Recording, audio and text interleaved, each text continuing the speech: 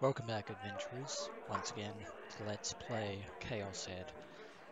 In the last episode, try as he might, Takumi Nishijo seems to be developing a measure of appreciation for Yua Kusunoki. Now, he isn't necessarily falling for her in any particular regard, but he cannot help but acknowledge the fact that she has treated him far better than even the likes of Daisuke Misumi and even his own sister Nanami has at times. Although he still maintains a very paranoid wariness about her. But anyway, it's another school day. I stayed in the days during all of my classes that day. Or rather, I didn't pay the least attention to what was going on in my classes. Propping up my chin with one hand, I gazed on and on at the autumn sky beyond the window. Neither my classmates nor my teachers took any heed of me. Looks like your intention to be like the air is paying off in dividends. But Yua looked at me. Yua was different from the rest of those assholes. As I went on thinking along those lines and having all sorts of daydreams, classes suddenly came to an end. Yet another day breezes us by. Yo, Taku. 今日もデートか? And as if on cue, there's Daisuke, completely obnoxious as ever. この前のメガネのことはうまくいってるんだろうな。おいおい、ニートだからって躊躇してんなよ。向こうがお前のこと気に入ってくれてんなら、付き合うか付き合わないかはともかく、やっちまうのが礼儀。And of course, as usual, Daisuke has his own priorities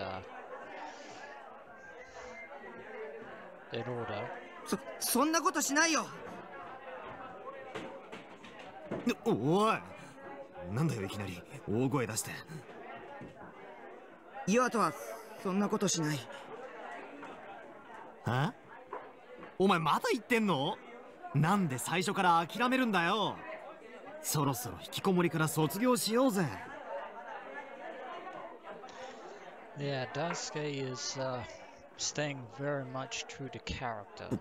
僕は引きこもりじゃない。He shouldn't have said that kind of thing in the first place. I didn't understand Mizumi-kun, who lived through his nether regions. Mizumi-kun looked puzzled, but I ignored him and hurried out of the classroom.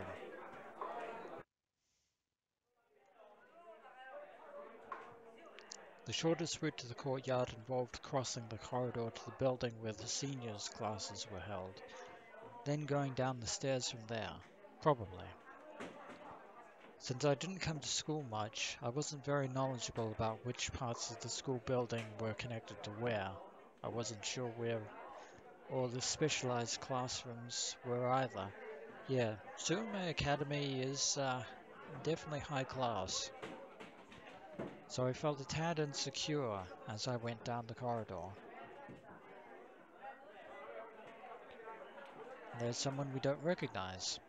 A lone girl stood in the dead center of the passageway, looking out the sky. She had a terribly severe look on her face. Despite what she was doing, she didn't have anything like a fading, waning atmosphere to her. Instead, she has a very intimidating aura. Though she was clearly getting in the way of whoever might try to pass, she didn't budge an inch. She seems to be glaring at Takumi. She must have heard my footsteps. I'm in a hurry. Please move out of the way. Something about her gave off the smell of one of those delinquent types. I'd better be careful to stay as far away from her as possible, and to avoid meeting her eyes. With that in mind, I swiftly tried to skirt around Girl B. Oi. And she's acknowledging us. Shit, she was calling me. Was she going to try and squeeze the money out of me? Or say she didn't like the way I looked, dragged me off to a delinquent hangout and had me lynched there? That is certainly a possibility. Give me a goddamn break. I haven't done anything wrong. This time, I promise. When I cautiously surveyed Girl B, she glared at me. お前、誰だ? It seems like she's asking for Takumi's name. Although she probably wouldn't care if he told her. Even if she asks me who. I'm Takumi Nishijo. Not that she had any way of knowing my name, of course, given that we'd never met before. She was planning on doing something horrible to me, no doubt about it. すいません。 Bowing my head so as to avoid looking at Girl B, I sprinted off at top speed. Away we go. Once I dashed down into the stairs from the seniors building and leapt outside, I checked behind my back. Seemed like the scary looking girl from before hadn't come chasing after me, for now at least. Thank God. I hated the third dimension for having traps at every turn. Sometimes it pays to be paranoid, but only sometimes. I looked around the courtyard as I collected my wild breathing. Sandwiched between the pool and the school building, it was so long and narrow that it might have been more fitting to call it a pathway. It certainly is, and it definitely has quite a mosaic look and feel to it. There were flower beds at regular intervals, and right now the purple flowers particularly stood out. What were those flowers called? I don't really know. Neither do I, because I'm not particularly versed that well in botany. I spotted Yua standing in front of one of the flower beds, gazing idly at the flowers. She was waiting for Takumi. She was really there. She'd waited for me. She'd waited for me and none other. And yet she has such a despondent look on her face. Yua wouldn't betray me. It would be alright for me to believe her. Yua might be able to save me.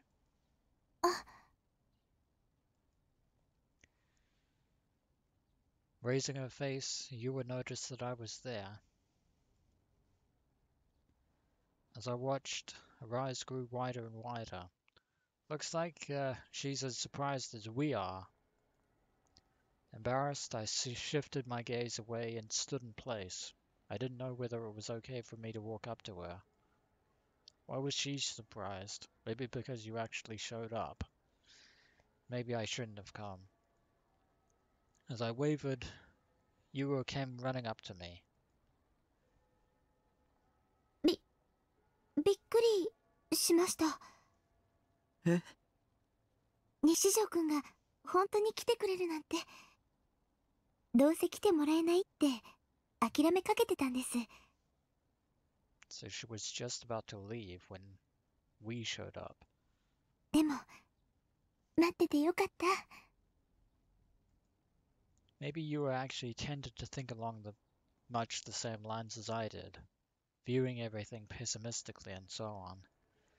But one thing about us was radically different. I view things negatively, but did nothing about it. Ewan viewed things negatively, but took action of her own accord. I honestly respected her for her ability to be so proactive. I wanted to be more like her. 一緒に帰ってくれますか? Well, yet again, Takumi did give his word, so I answered her hesitant question with a nod. Side by side, Yura and I headed for the main gate, and another quaint sunset. Somehow it was kind of embarrassing. I also started to have the feeling that the other students leaving school were watching us enviously. The more conscious I became of it, the jerkier I got. Going on home with a girl, just the two of us, was impossible after all. And a glimpse of yet another stranger we've never met. I passed by an unfamiliar teacher, although I only assumed he was a teacher because he was wearing a suit instead of a uniform.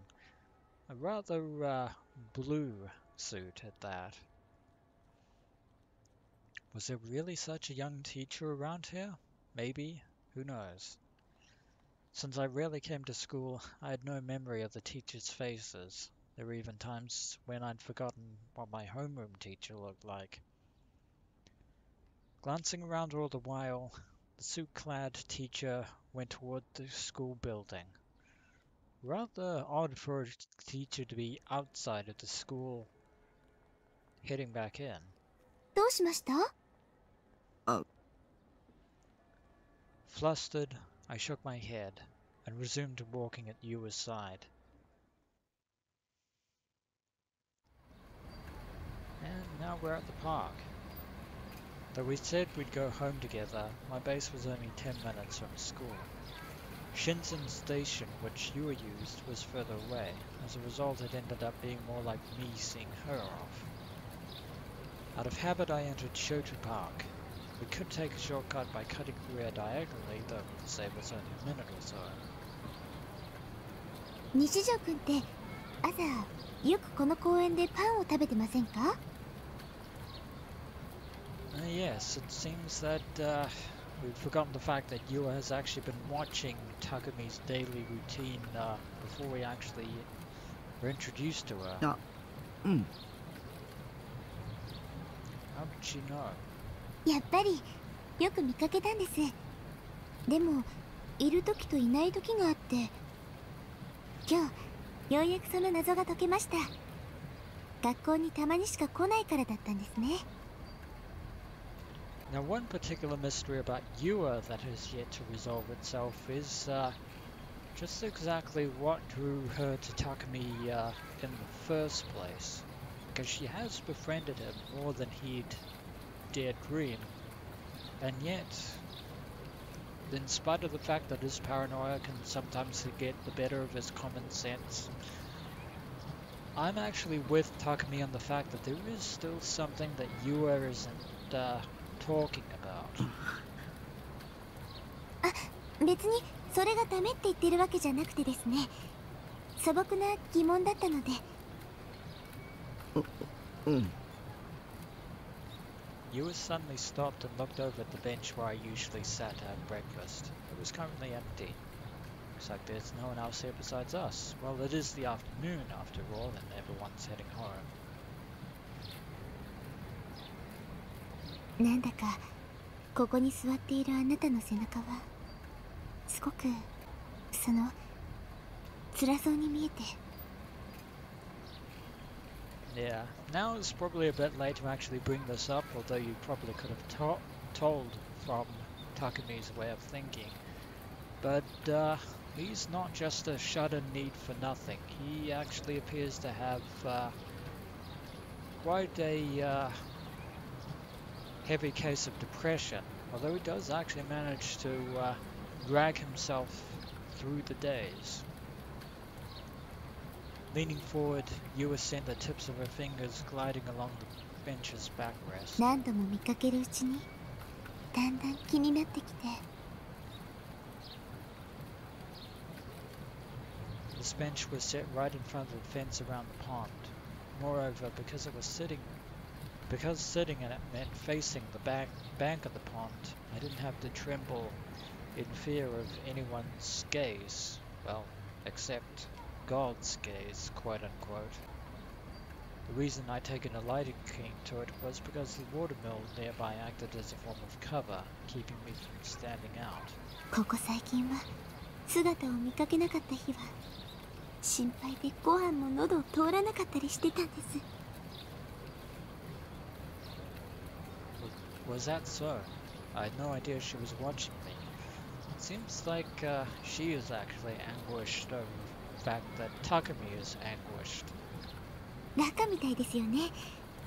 一度も話したこともない人の心配してるなんて。でも話しかける勇気もなかったので。So that explains why she was keeping her distance at the start. Take that to its obvious conclusion, and you'd end up with the initial stalker-esque behavior. Maybe it would be more accurate to say that rather than stalking me, she'd been worrying about me and watching over me. ちょっと座ってみてもいいですか？西条くんがどんな景色を見ていたのか、私も知りたいから。Well, if you look around, you can find it. I have no particular reason to say no. Facing the pond, I nodded.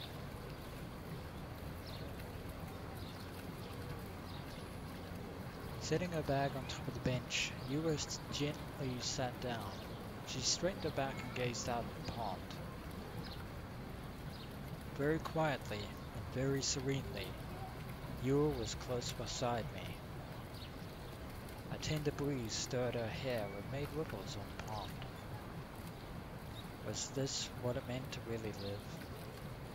Though with such normal casual scenery and we were in such a casual situation, why did it seem as if tears would start flowing out of me at any moment? ここで朝食をとるのって気持ちよさそうですよね。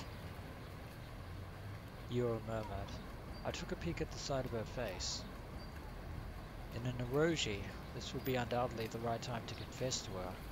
After being bound together, the two of us would kiss and reach our good end. Depending on the circumstances, we might also end up going straight to some exhibitionism. And some laughter there from Takumi. 私も今度やってみようかな。Yua turned her head to look up at me. Unable to say anything, I dropped my gaze to her bag.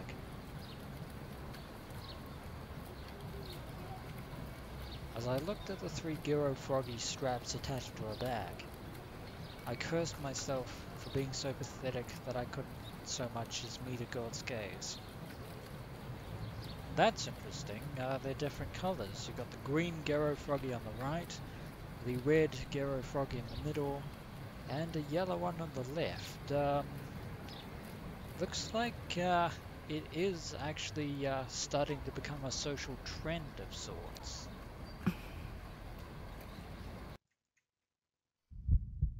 Wait. Yeah. Now, we're at a bit of a crucial moment here. So,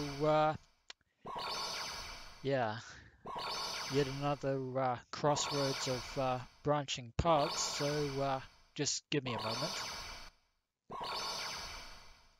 Now, of course, in the fashion we've been going through so far, we're going to go through the positive delusion first. Just to keep the routine going. A second. Just now, something at the edge of my sight had nagged at me. What I'd spied just now. Gero Froggy. The mascot character that was all the rage among high school girls. I'd seen it somewhere before. Where? Well, if you draw your memory back, you'll remember that it was on the strap of Nanami's phone. And there is a flashback there. That's right. Nanami had used one as a cell phone strap. That's all there was to it. Right. What kind of weird thoughts were going through my head? I got all suspicious. How stupid. Besides, Nanami had said that Gero Froggies were a big fad among high school girls. So there was absolutely nothing strange about Yua possessing some. Yeah, that's right. That's how it was. Honestly, there were times in which it sucked to be so overly imaginative. No point in getting cowed by my own delusions. Nervous laughter. 西条くん？ Still gazing up at me, Yua tilted her head. I gave her a friendly smile. それ、本当に流行ってるんだなって、ゲロカエルン。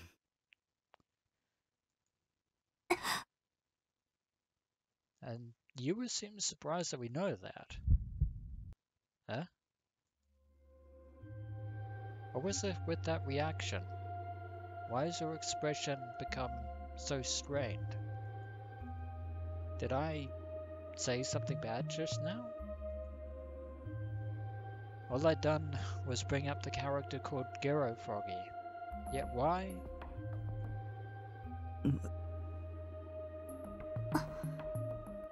Something strange is going on. I mean, now's probably a good time to mention the fact that Sister Nanami has one. And yet, something about Gero Froggy seems to have special significance to Yua. Yua, who had up until then worn a soft smile, was now facing downward and made no effort to look at me. I couldn't tell what kind of expression she was making. My bad premonition wouldn't go away. The deja vu I had sensed the instant I saw the 3 Gero Froggies dangling from her bag. I had definitely seen these before. Now, that is a very interesting possibility there. Things have actually starting to get a little bit more serious. Now, yeah. You know what? I'm actually going to end this episode on a proverbial cliffhanger. And when we return, adventurers, we shall see just what the 3 Gero Froggies have in connection to Yua Kusunoki. As always, dear adventurers, until next we meet.